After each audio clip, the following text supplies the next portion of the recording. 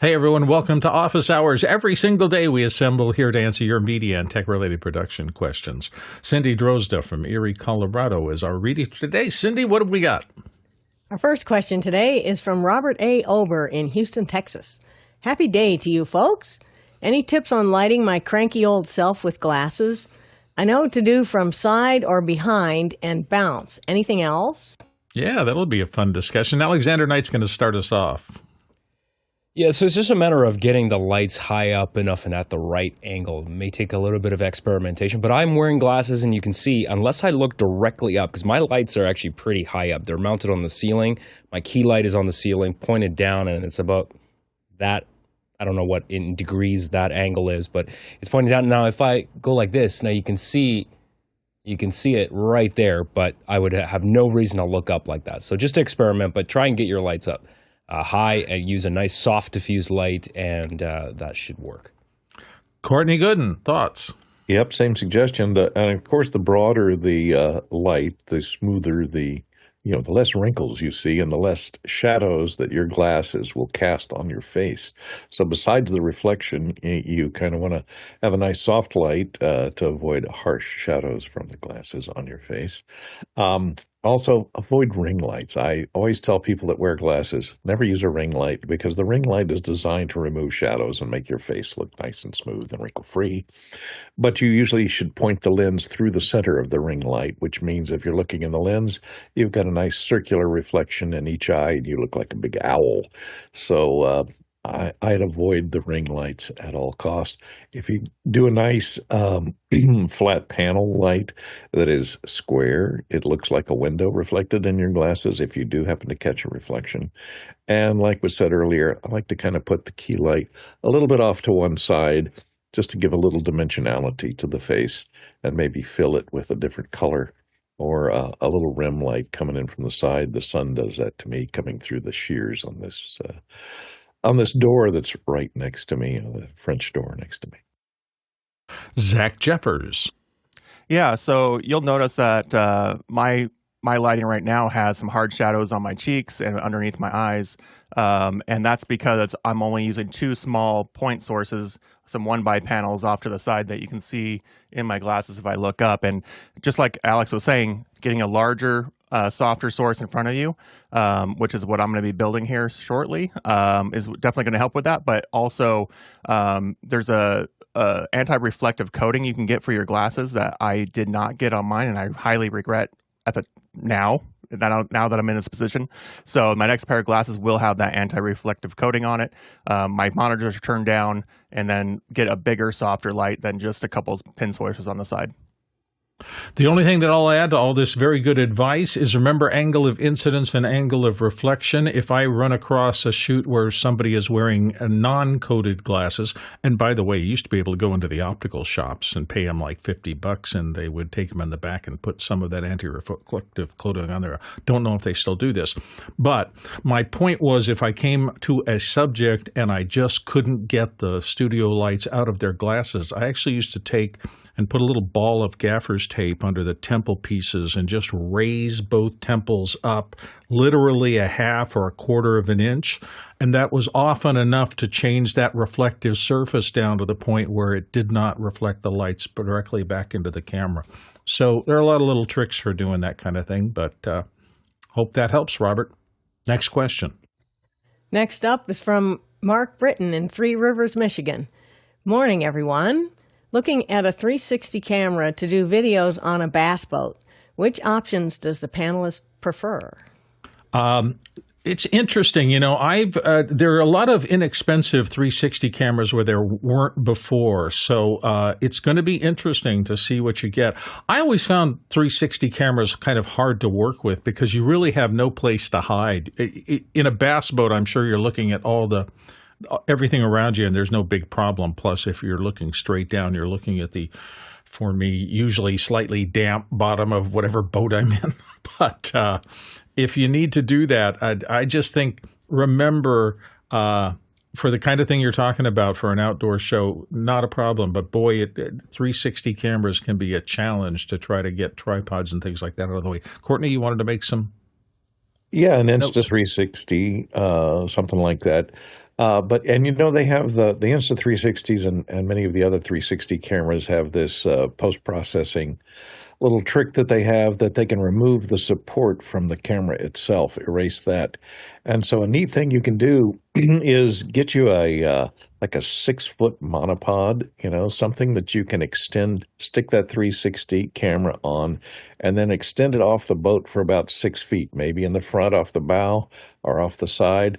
And that way you get these great little shots that look like if you're cruising along in your bass boat at, 30 miles per hour, you get this great shot that looks like it's shot from another boat because it's 6 feet off, and that wide-angle lens can make it look, there, Alexander has some examples of boat photography there.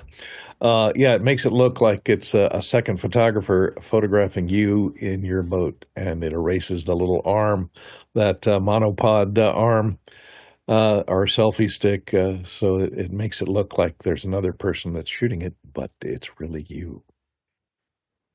Zach Jeffers wanted to get on this. Yeah, coming from the off-road industry, a lot of guys have started converting over to a 360 camera, at least on their car somewhere. And this has happened. A lot of those guys have boats and they do a lot of offshore fishing. One of the things that they really recommend is going with like a ram mount, just because of the ball head and heavy duty nature of it. It can clamp onto any of the bars on the boat. But like the previous panelists were saying about the tripod setup, getting it to disappear in the shot may be a little difficult, especially where you're mounting it on a boat. So just take that into consideration where you're going to mount it, because after you push record, you can't change it. Yeah. Good luck, Mark. Come back and tell us how things go after you shoot. Next question. Roscoe Jones in Madison, Indiana asks, what is the schedule for office hour shows in the near future? There's some question right now. I think everybody, Alex has kind of noted that things are going to be changing in terms of the schedules around here. We've been talking about it a lot in the show meetings, but nothing is completely firmly settled at this point. We are going to continue trying to do what we have always done, which is a show every single day. I don't know the distribution of shows and whatever. Most of you are aware we have been mounting shows in the evening, and we have shows most nights now that take place. There's the Extra Hours show on Monday. I've been doing some special shows on Tuesdays. On Thursday, we have the David Paskin and the Rundown. So we have a lot of content that we're still creating. But just to let you know, nothing has been decided here, and we're just going to, my suggestion is just keep looking at the daily schedule, and you'll get a sense of what happens when. Next question. This one is from Zach Jeffers in Spokane, Washington, and on today's panel. Used Suno for the first time on a project last week. It went well. What are your thoughts on using AI music to generate pads and background tracks for live-streamed events? Courtney's going to start us off here. Courtney? I think it's perfectly acceptable. There's the musicians who rage against it because they say they're being put out of a job, but not really. I think it's perfectly well suited for that. And Rick Beato, who has a great website on YouTube, if you ever watch any of his videos, are very instructional. He breaks down music. And he was very skeptical and really hated the AI music generation. And then he started using Suno. And he changed his mind. He now talks about ways that musicians can use Suno to do arrangements. They can hum a song and have a fully fleshed out arrangement with background singers and a full orchestra in a matter of minutes. Sure, it may put a few musicians out of work, but face it, the buggy whip manufacturers are out of work too. So, time progresses. And I tell you, I've created some country and western songs that I could not tell from, something you'd hear on any country and western station here in America. So, for pads and generic background tracks, that are for walk-in music, things like that. Sometimes you want walk-in music to be recognizable so people can come along if they know the tune, but using Suno can generate perfectly bland elevator type music for your walk-in that you won't have to pay for because it's a public event. So it can be used. It sounds fine. Nigel DeSalle. Yeah, there's a video on my website which sort of introduces my Substack on the YouTube side anyway. And I had one AI, Claude, write the lyrics for it. I had Sumo create the song, and I had something else create the video. And so I think it looks perfectly acceptable for my use. Will it chart? No. Would I have paid a musician to do it? No. So I think it's sort of, if you keep the scope well and fair, it's great. I mean, if you think you're going to, do a whole feature film based on it, then I think you're a little way off. But doing stuff that's just simple to do, that you're really not taking business away from anybody is I think, fine.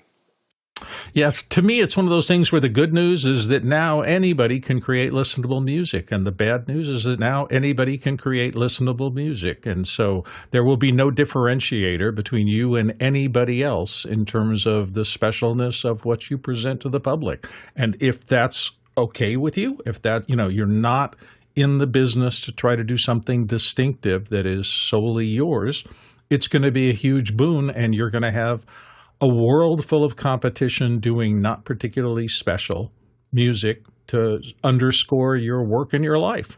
And that may be perfectly fine for you. I'm still more interested personally in those people who take leaps and do something unusual. They're the people that we always, in the history of things, have called artists as opposed to technicians or craftspeople. So just decide which category you would be more interested in, what you think your career will be better suited for. I think for the vast majority of people, they will never need a really cool, distinctive, personal score.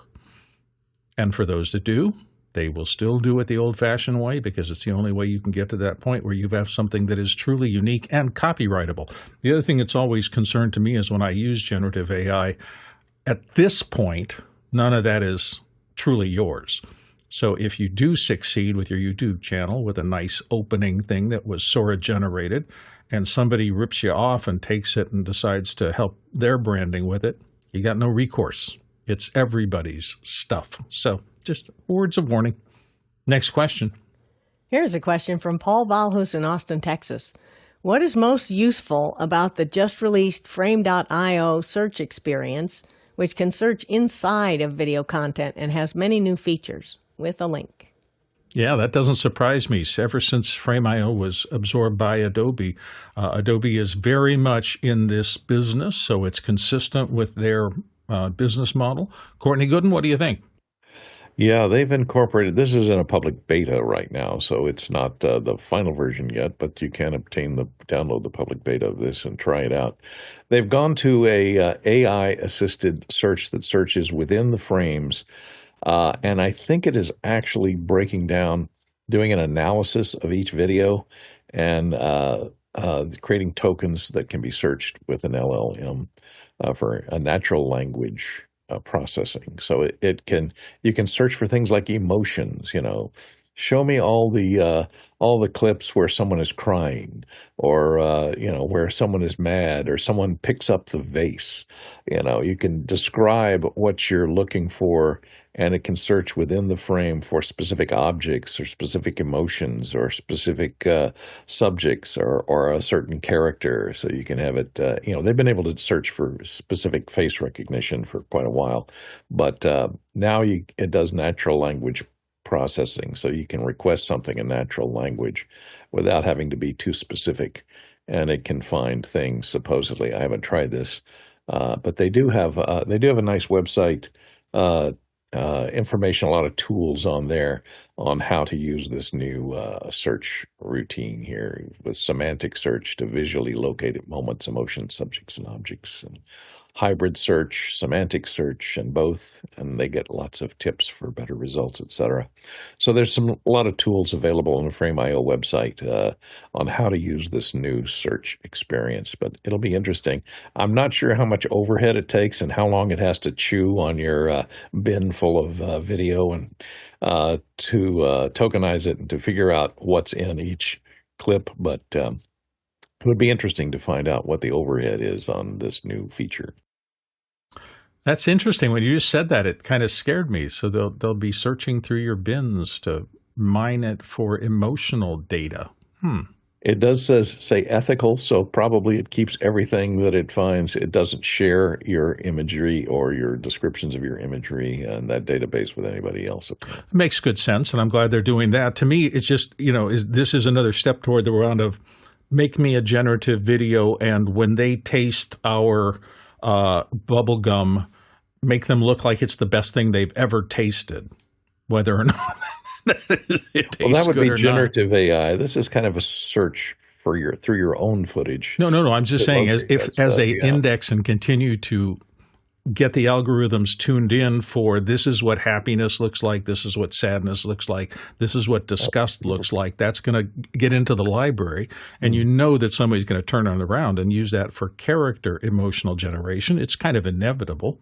I think that's where we're headed. So it'll be interesting to see how it comes out. It's an interesting world we're living in right now, where they're algorithmizing everything. Don't use Jim Carrey's face to trim it. Yes, particularly not in The Mask. That would be a little over the top.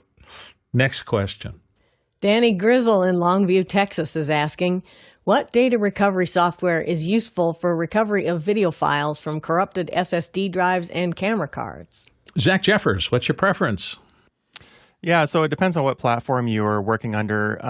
What I've found is that most disk recovery software is run on Windows, so you'll have to have a Windows PC to do that. But Disk Drill is one really popular one. But more interestingly, Steve Gibson's hard disk recovery software actually works on SSDs as well and has proven to be pretty successful at recovering SSDs. So I would take a look at grc.com and check out his drive utility. SpinRite. SpinRite. SpinRite. There you go. SpinRite. Yep. Sorry. Alexander Knight.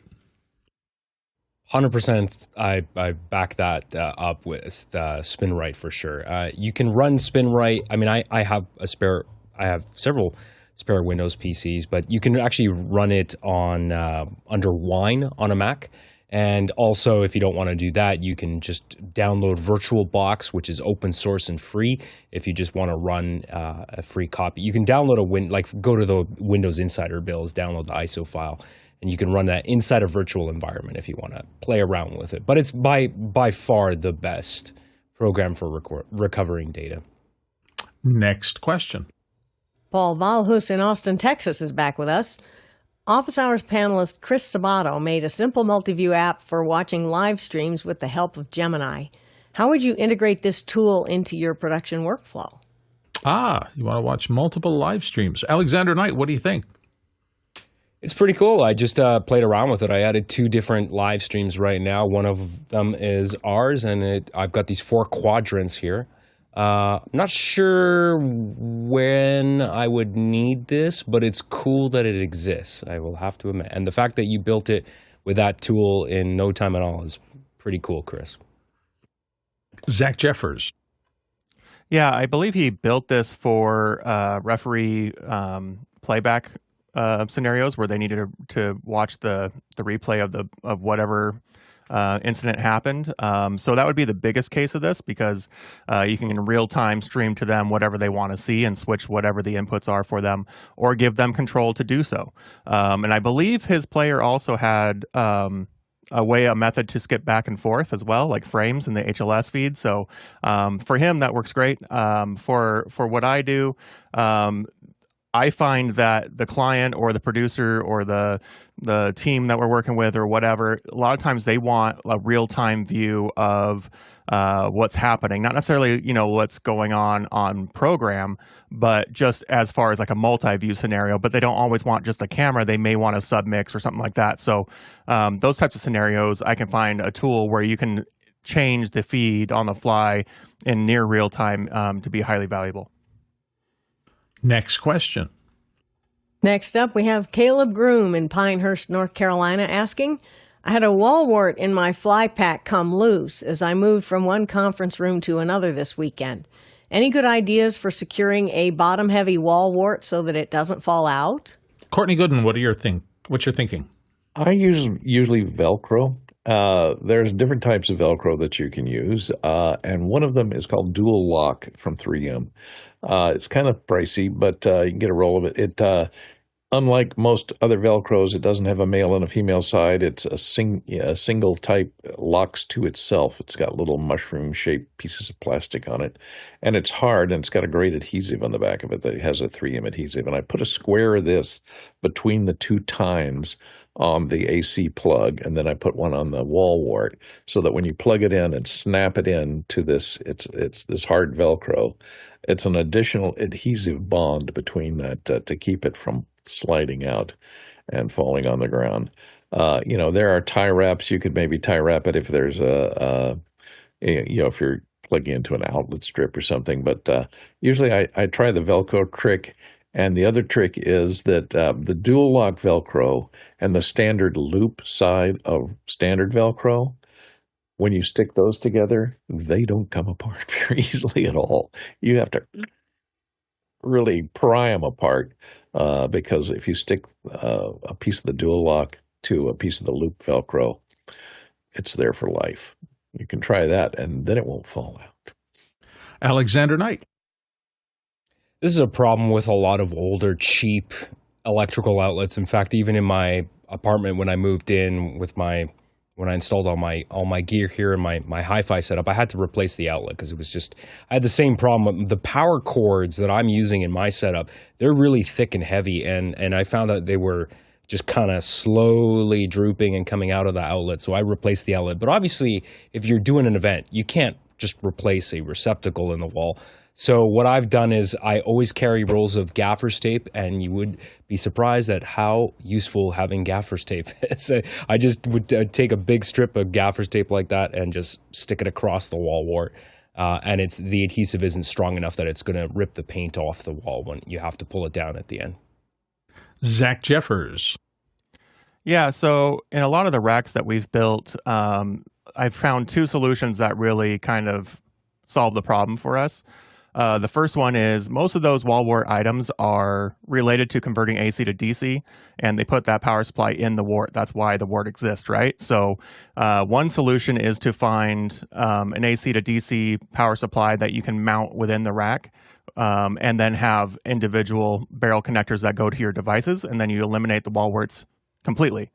The other solution that I found is if you don't have one of those, you can buy one of these little AC squids. And then what I do is I take those and I run that to the bottom of the rack, and then I zip tie or I Velcro the squid to the actual bottom of the rack, and then hot glue or Velcro or tape the wall wart to that.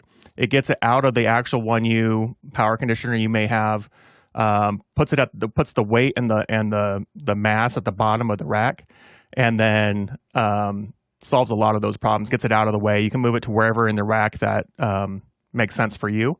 But those are the two solutions that I found that work for us and take the strain off the power conditioner.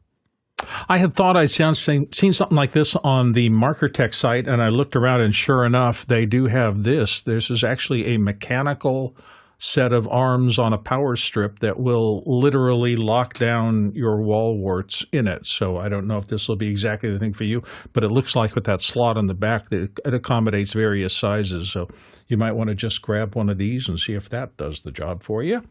Hopefully that helps. Next question. Kenny Hampton in Greenville, Illinois asks, for tight studio spaces, which podcast camera delivers the nicest bokeh? Any budget-friendly lens recommendations? Welcome. Yeah, you're going to get into budget and great looking, and those kind of are a little bit at odds. But let's see what we've got. Zach Jeffers, dive in. Yeah, so I wouldn't say it's actually specifically the camera that's going to give you the bokeh. You can get a camera with a larger sensor that will help you create that bokeh at a shorter distance. So I would just recommend finding something with a large frame sensor, a full frame sensor. But really what's creating the bokeh is how far away from the lens you are in relation to the distance of the background behind you. And you can get away with bokeh on a pretty affordable lens, even a small frame sensor, if you're close enough to the camera and further enough away from the background. If you don't have that option, you can go with a wide aperture lens, something with the 1.8, 1.4, if you really need to solve that problem at a very short distance. But what ends up happening is when you focus on the face, then things like your ears go out of focus. And so it gives you kind of a dreamy look. And I remember seeing a YouTuber, Tony Northrup. They used to do super shallow depth of field all the time, and it looked super weird to me. And so when they corrected and went back to a further depth of field, it looked more correct. So you can get carried away with trying to blow your background out with bokeh, but you can also unintentionally bring in that dreamy effect, which could make you look soft. So the camera sensor size makes 1 point, the aperture makes a difference, but the biggest thing that you can do is add space behind you between your background. So for me, I'm running at 2.8 on a full frame sensor, and I'm about arm's reach to that stuff behind me. Alexander Knight. Yeah, so this is where I go to refurbish / used cameras. So the one that I'm on right now is a Panasonic Lumix GH5S. It's a Micro Four Thirds sensor. They don't make it anymore. And I got it at a really good price. I bought it refurbished from a local camera shop, and I got a warranty with it. So that's a nice thing. You know, I've had pretty good luck buying used cameras privately as well, but preferably if you go to your local camera store and see what they got, then at least you know they've tested it and they can back it with some kind of warranty as well. And on these Micro Four Third cameras, the lenses are pretty inexpensive if you're going to go with a prime. So I put a Sigma 30mm f1.4, which cost only about $400 brand new. The body of the camera I got for about $900. And then I got the Panasonic Lumix XLR audio interface for it that interfaces with the camera, and that uses the digital hot shoe, so there's no physical wire connecting the interface to the camera, and that way I've got balanced line level audio going from my console directly into the camera, and that way my audio arrives at the same time as the video. Courtney Gooden. Yep, all good suggestions there. Remember, the things that affect your depth of field or your range of focus is the size of the sensor, the length of the lens in millimeters, and the aperture of that lens. So the wider the aperture, the narrower the depth of focus. The longer the lens, the narrower the depth of focus. So a wide angle, stay away from a super wide angle lens that is very close to you, because everything's going to be in focus, and stay away from lenses that are stopped down too much. So don't overlight your scene. Keep the light level low. That way you can keep the aperture open all the way, the physical aperture, not necessarily, some electronic cameras use a digital aperture, which just changes the sample time, but open the lens all the way up to its widest physical aperture. And that will give you the narrowest depth of field. Do not use artificial blurred backgrounds, which is available in all of the Zooms and everything else these days, because invariably it will make a mistake and your ear will suddenly go out of focus, or the top of your head will come in and go out and come in and go out, come in and go out. And be careful about setting things on autofocus with a very narrow depth of field, because with a very narrow depth of field and autofocus, if the focus is fast, a lot of times it can start breathing and move the focus here, move the focus there, move the focus here, move the focus there. And that gets very annoying when you see the focus shifting during a shot. So you might focus it and then switch it over to manual. Or if you do have it on autofocus, make sure your depth of field is enough to incorporate your whole head, and put the rest of the background will be give you that nice bokeh if it's far enough away, like a couple of feet. Then the focus will start to fall off naturally after the back of your head. But make sure your ears and your nose are both in focus. That way it won't be searching back and forth and breathing, as they say. Yeah, the only thing we haven't talked about is shutter blades and shapes. And so if you're going for the kind of bokeh where you have lights in the back, sometimes the actual number of blades in the shutter will have an effect on the geometry of those bokeh lights. A lot of photographers like those almost completely circular, soft bokeh things. If you get more blades in your shutter can help achieve that effect. And sometimes cameras have curved shutter blades and things like that to make them even prettier. So just things to think about, the quality of the bokeh as well as the ability to achieve it because you have a soft depth of field behind your subject. Next question. Next up, we have Steve Uroff in Madison, Wisconsin asking, can wireless mic systems made for content creators capturing on phones, such as the Hollyland Lark A1 Rode Wireless Micro, be combined with continuity camera on macOS? Nigel DeSalle, what do you think? So I've done about half of that. I haven't gone the whole way to continuity cam, but I have the DJI Mic 2, and it has a very nice little adapter, if I can get it out, which allows me to connect the transmitter straight into a USB-C. Straight into a USB-C port, and you can also do it by Bluetooth. And then in the Mac settings, you can set that as your input, and that should then work with the continuity camera and any other apps. If you're having problems with that, use something like Loopback to make sure you've got the path correct. Alexander Knight. Yeah, so with continuity camera, first of all, when you use it on a Mac, typically the audio source is going to be coming from a separate audio interface. Now, they can't be combined as far as I know, but I wouldn't use continuity camera because it's very, very limiting. You don't have any control over the camera settings. What I would be doing is I would be installing the Blackmagic Design camera app, which is free, because that gives you full manual control over which lenses on the iPhone that you're using, and then you can control all the other parameters, like you can lock your white balance, for example. You can set it to autofocus, but then adjust all the other parameters. You can add LUTs, and you could have a clean HDMI feed coming out of the camera, and then you can even have that going into a camera switcher or some external monitor. So there's all sorts of other possibilities, but I would not use continuity camera unless it was just a last resort. Don't forget, we are driven by your questions, the audience questions, and without you, this show doesn't happen. So if you'd like to get your questions into the system, you need to kind of go to officehours.global/join. We'll send you an email within a day or two once you're in the show, kind of in the back end. You'll find a whole new world waiting for you. There's a live discussion that happens every day during the show and a lot of extra information that really expand upon what the panelists, all that good information just gets extended into even better and more information in depth if you decide to be in Makana and look and listen to that chat as well as do your voting so you determine the run of show and what we get to first. That's officehours.global/join. Next question. Here's one from Danny Grizzle in Longview, Texas. How useful is spectral processing in post-production? Specifically, SpectraLayers 12 from Steinberg seems much more useful than back in the day when this software was owned by Sony.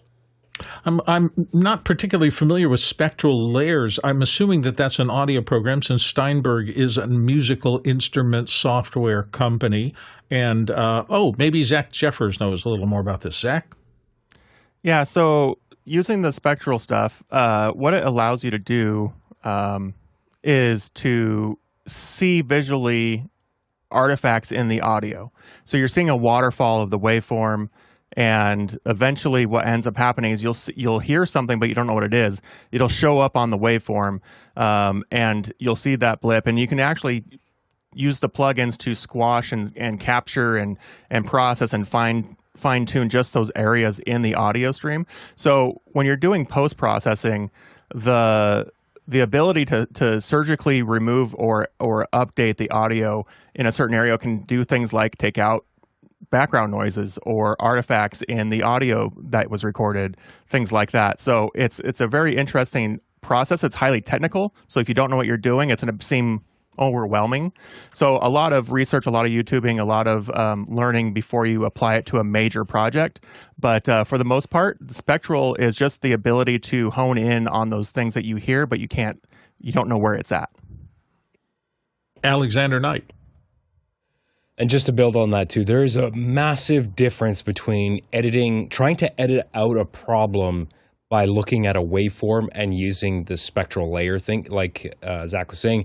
It is far more surgical. So for example, if you've got 60 cycle hum, if you've got some weird noise and you really need to just dial in a specific edit to get rid of that noise without making it sound unnatural, without affecting the actual dialogue. This is why people in post for film use it because it's indispensable as a tool to be able to do that. And before this technology, you could not make these kind of edits easily, if at all. Yeah, and I do think software engineers now know about this. Spectral layer, that kind of spectrogram is available in things like Isotope RX as well. So I think it's a known technology for visualizing audio or video anomalies by comparing them mathematically. And for those people who want to get deep into things, it can be a very, very powerful and very useful tool. Next question. This one's from Daniel Patridge in Rochester, Minnesota. Anyone in the Office Hours community at the LDI show this week? With a link. Lighting Display Industry Convention, I guess. Courtney Gooden, have you heard anything from it? Is that what it is? Lighting display, interesting. I went to their website. This is still going on through Tuesday, so they have lots of exhibits on the floor. It's at the Las Vegas Convention Center in the West Hall.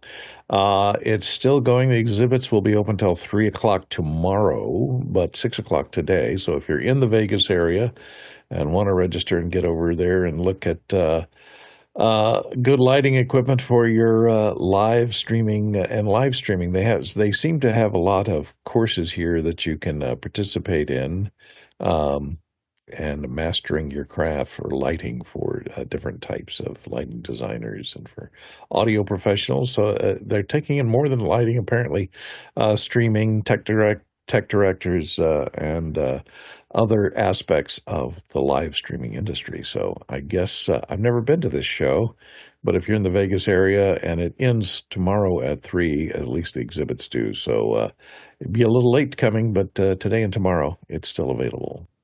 If you happen to be building a discotheque, this is the place for you. No, there's so many areas now where moving lights and more lighting control. I mean, that industry has advanced alongside the computer industry and alongside the audio industry and everything else. There's just so much more possible. It is so much more complex, and it requires so much more understanding to operate this equipment because it's all highly computerized. But it sounds like it'd be a fun afternoon to wander around. So good luck in getting yourself there and enjoying what you learn. Next question. Tony Mobley in Noonan, Georgia asks, are there any panelists who are using the RC of 26.2? Nigel? Yeah, I have the release candidate on both my iPad and my iPhone 17 iPad Pro M2, and it's working fine on both of them.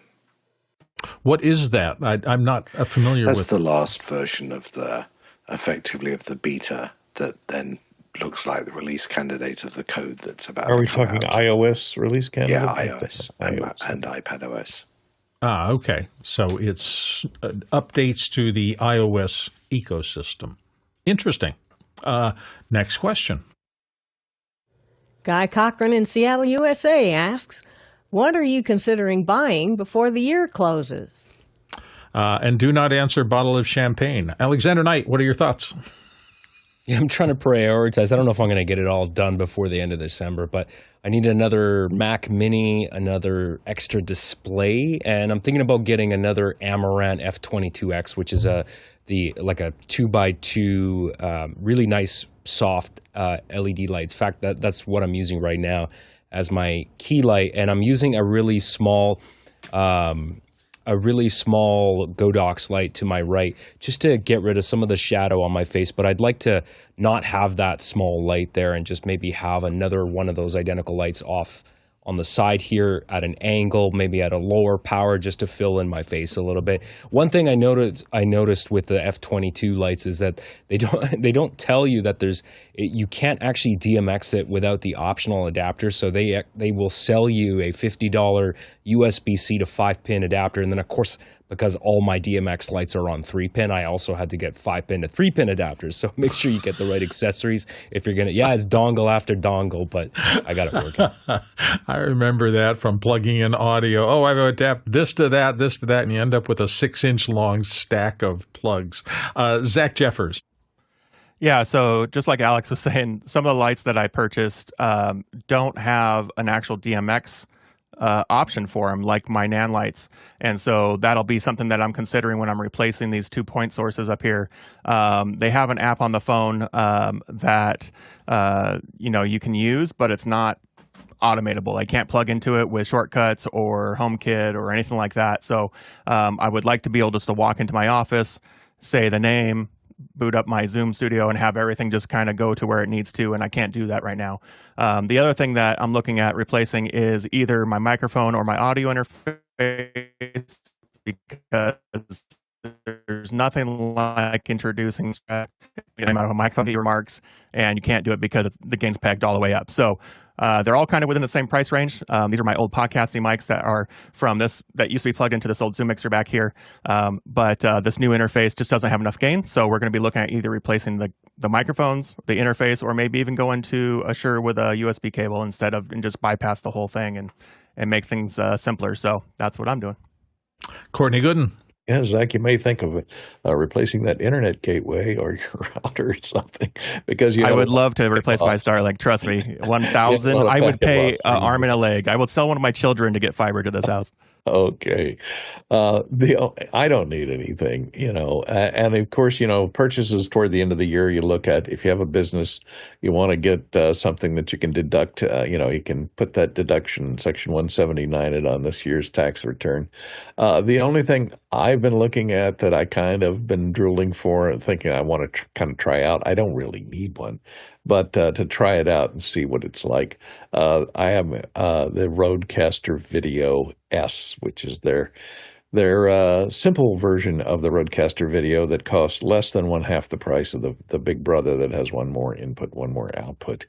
So I'm toying with the idea of this. I just checked B&H right here, and it still says pre-order. I did see some places that say they expect to ship December 22nd, so they might be able to make it to you before the end of the year, the tax year. So that's the only thing that I'm thinking about, maybe purchasing just to try it out. Cindy Drozda. Well, it's lighting for me, too. I need to replace the light that glares on my glasses right there when I lift my head. And it's time for a macOS update, which is going to cost me a fair bit. So that's me.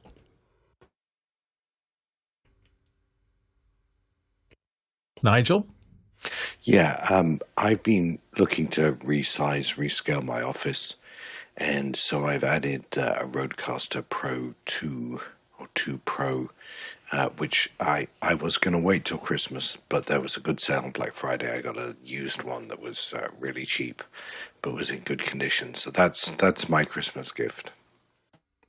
There's always something, and don't forget, you'll have your, before the end of the year, personal purchases, and then you'll have it's the start of a new year, personal purchases.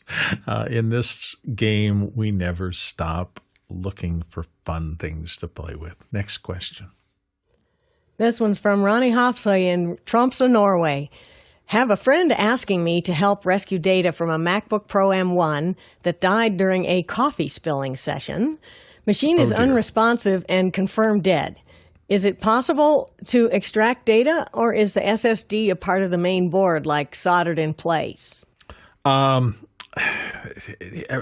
They're all soldered in place now. I don't think there is any actual memory chip that you can get access to.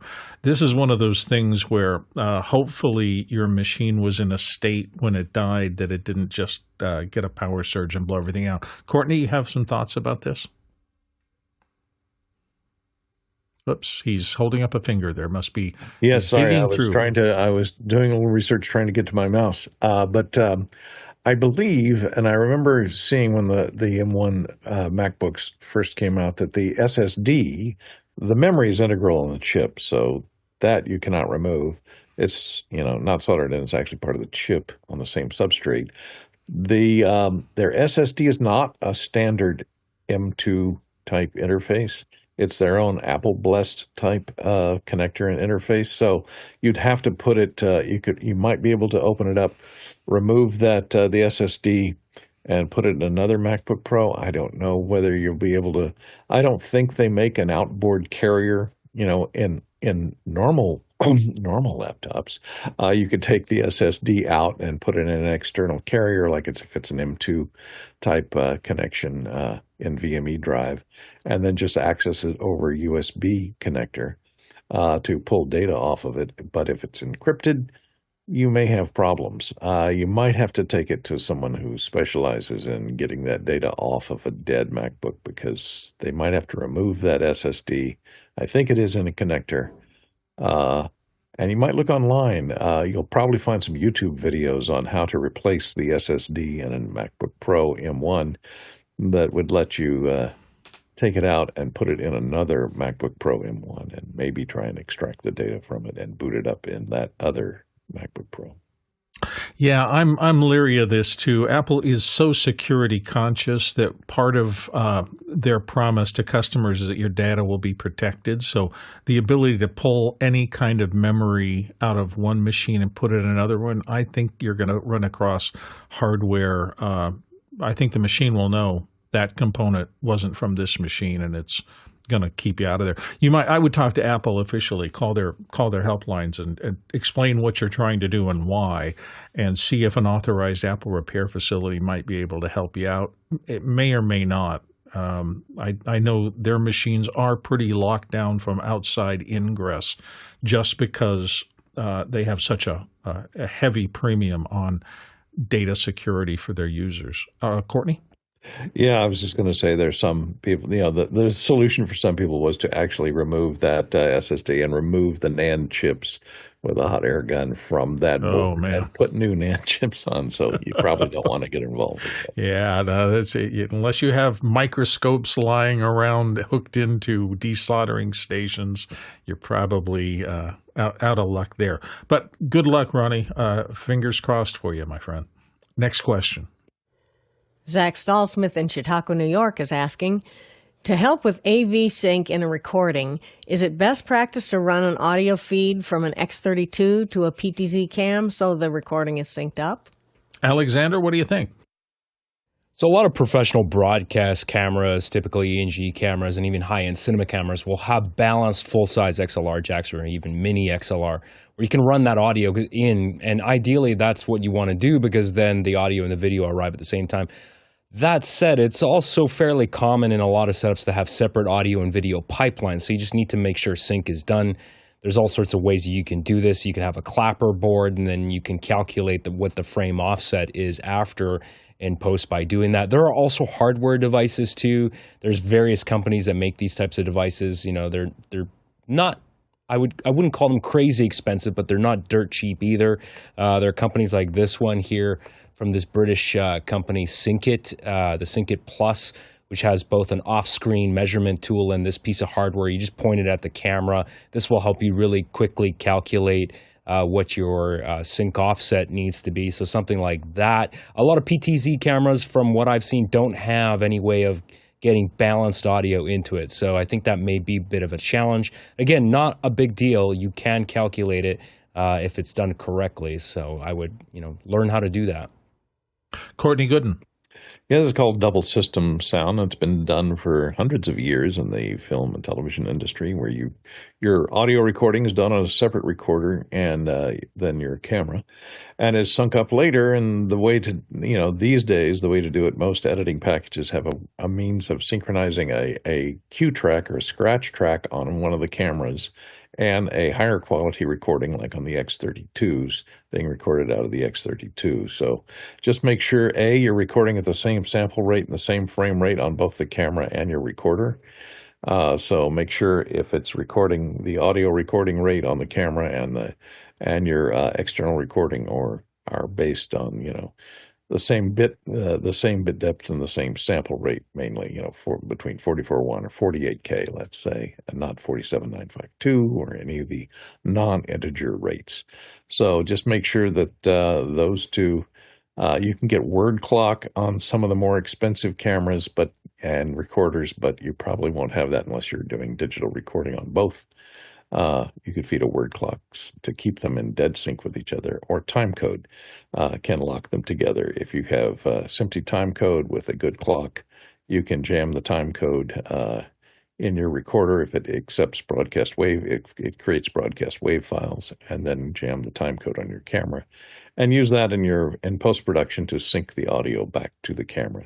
But a lot of software these days can actually look at the waveform of a guide track that's recorded on one or two tracks in the camera and sync it up with the same sound that is fed to your multi-track recorder. It'll line up the waveforms and keep them in sync that way. That's an easier way to do it.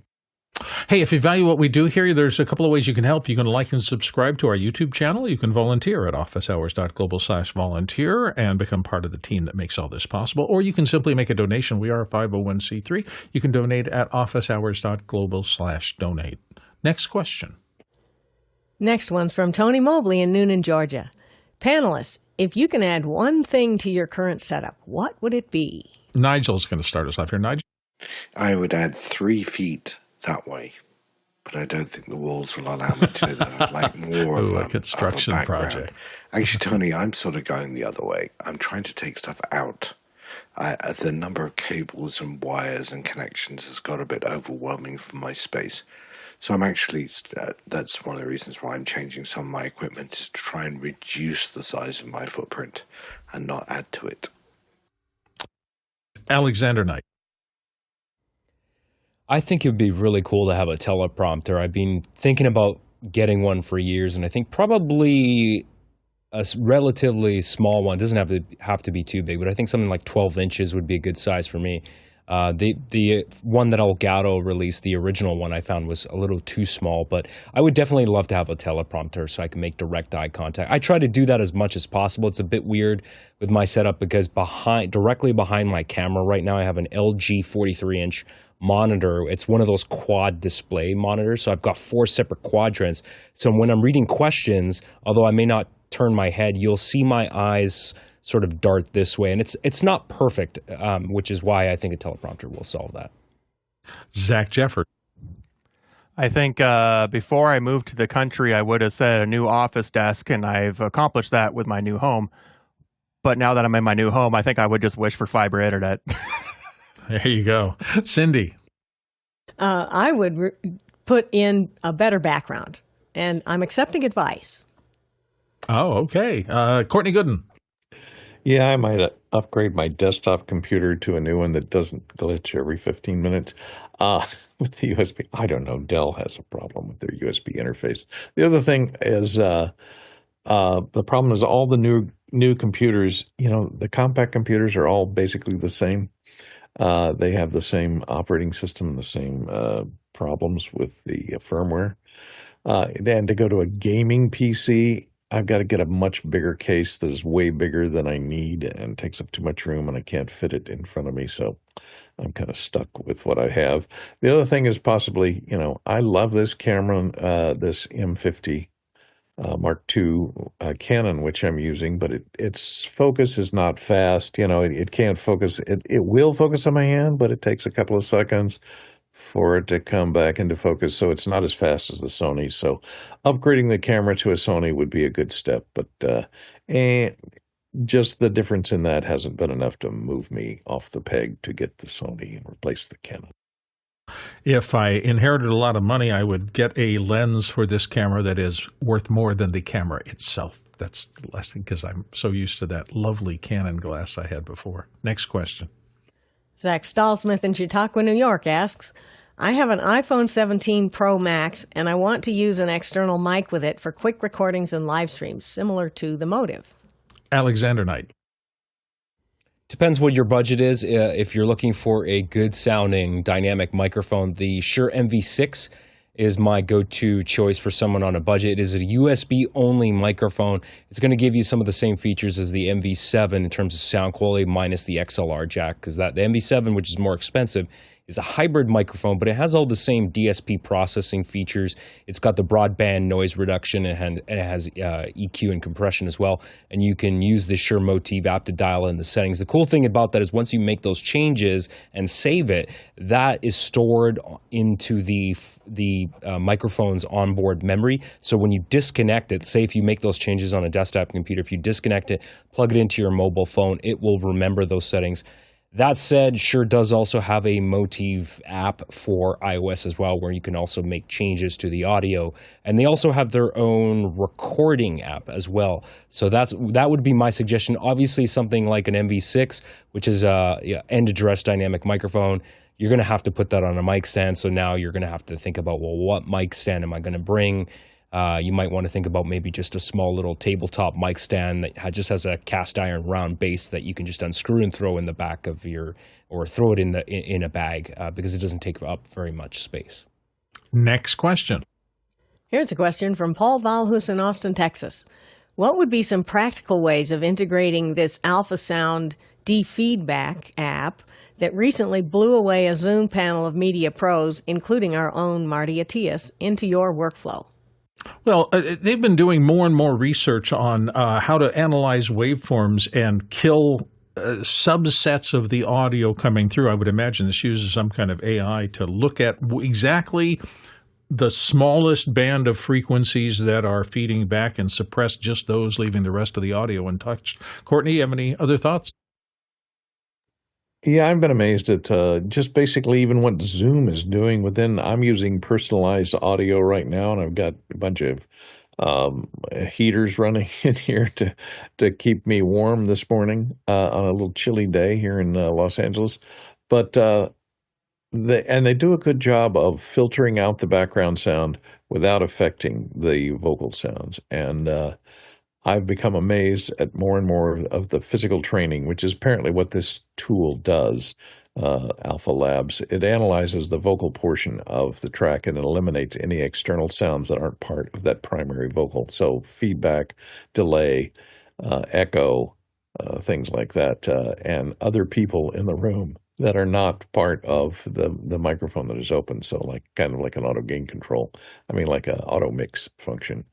So I haven't heard it yet, so I can't comment on it as to the quality of it, but apparently it's getting good response. And almost everybody that has any kind of digital signal processing has gone to this AI-operated training of vocal performance and the ability to filter out anything else in the background. Even, you see demonstrations where somebody's running a vacuum cleaner 3 inches from the mic while someone's talking, and you don't hear the vacuum cleaner at all.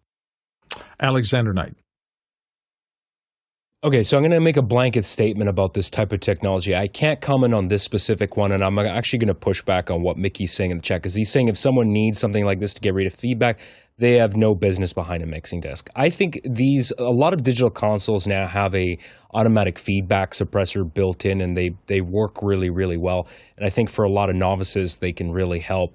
Now, the thing is, Mickey, I don't know if you've seen this, but I know a lot of front of house guys that are really good that still use a wave server with X feedback, because it can be very, very handy. Now, the thing I will say about these automatic feedback tools is they can be set up so that they're not totally killing your tone for the entire length of the show. They can be set up to release very, very quickly, so where they're very quickly notching out problems, but then when that problem goes away, the release times can be set so that it goes back to normal. So it's not absolutely destroying the sound of your setup. But anyways, they have to be set up properly is what I'm saying, but they can still be very, very useful. And not all of us have the luxury of being on tour with a dedicated systems engineer. And I think every front of house mixer should know how to ring out a system, and you should absolutely still do that.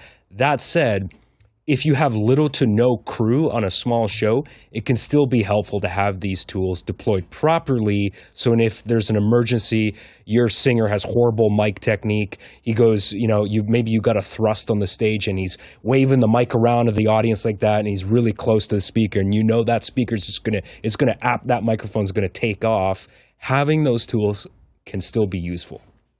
Zach, real quick. Yeah, I was just going to say there's two situations where, because we just bought one of these, I don't know, a month or two ago to put into our live kit. And two scenarios where these come into super useful territory.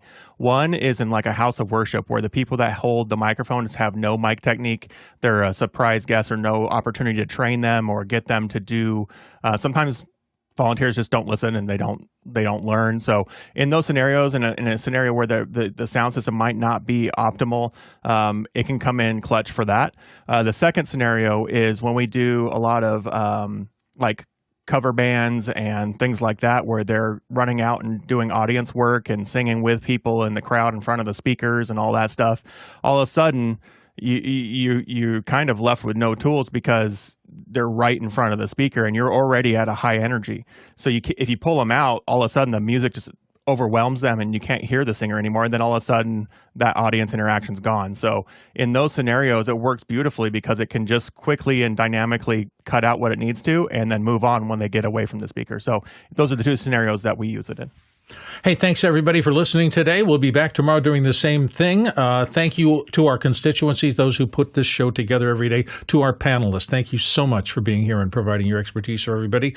To the back-end crew, always deeply involved in making this all happen, and we can't do it without it. And to our number one constituency, you are producers. Those of you who ask questions, put them in the show and vote on those questions so that we know what to talk about every day. Thank you, thank you, thank you. Our Collectiversal today, this was episode 2085. We traveled 24,000 miles to get these questions, 38,000 miles, or 38,000 kilometers.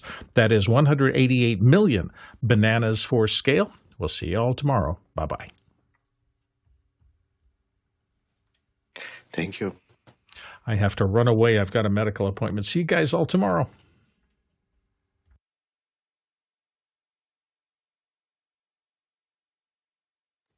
Audio. See y'all. Happy Have a good one. trips. I won't be here tomorrow. I'll stop in Wednesday on Audio Day.